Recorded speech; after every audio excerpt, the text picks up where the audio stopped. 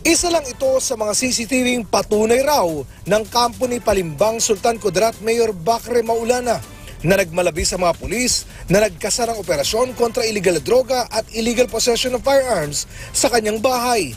Sa hiwalay na video, kita naman daw ang paggamit ng battering ram para mapasok ang isang pintuan kahit wala raw silang search warrant. Ginamitan din niya ng katabing kwarto na pinasok naman ng 2 pulis at kung saan pinigilang pumasok ang isang babae.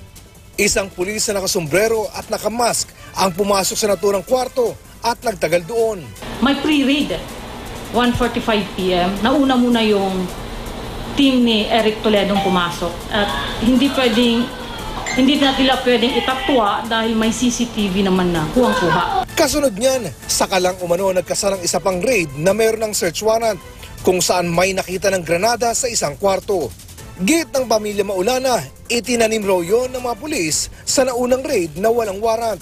According sa witness na nakakita, which is yung asawa ng pamangkin ko, na yun po yung naglagay ng granada dahil nakita niyang dinukot sa bulsa at nilagay sa folding bed ng tinutulugan po ng cook ni Mayor. Hindi bagong akusasyon laban sa mga pulis ang pagtatanim ng ebidensya sa mga operasyon kontra droga.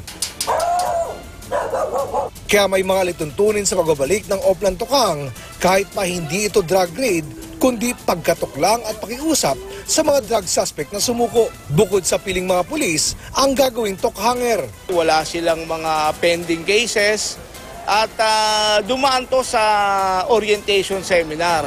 Dapat ding may kasama silang taga-barangay, taga-Human Rights Advocate Office ng PNP, religious group at miyembro ng media. Lunes hanggang Biyernes mula alas 8 ng umaga hanggang alas 5 ng hapon lang ang tokhang, bagamat tuloy ang iba pang drug operations. Sa tokhang, hindi pwede ang sapilitang pagdampot sa suspect at ang puwersahang pagpasok sa mga bahay. Doon lang po tayo sa pinto, doon lang po natin kakausapin yung ating target, yung watchlisted personality, kukumbinsin po natin na sumuko. Pwede silang tumangging sumama, pero maaalis lang sa listahan kung matagumpay na matatapos ang rehab. Sila ay nagkaroon ng pagkakamali patungkol sa droga.